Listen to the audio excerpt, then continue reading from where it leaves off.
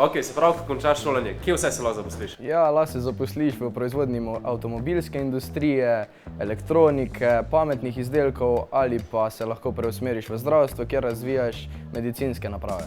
Ali pa greš na robotiko, kjer lahko delaš na razvoju in vzdrževanju robotskih sistemov. Lahko greš pa tudi v industrijo, kjer imajo pametne tovarne, tako da opcij je veliko.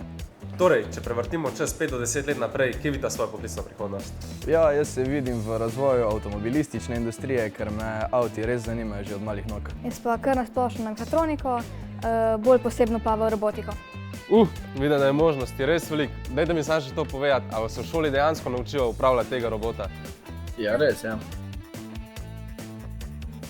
Zelene tehnologije, avtomatizacija, pametne tovarne, to niso le službe prihodnosti, to so službe, ki jih potrebujemo zdaj. In najlepše, povsod te hočejo, če si dober mehatronik, službo dobiš takoj.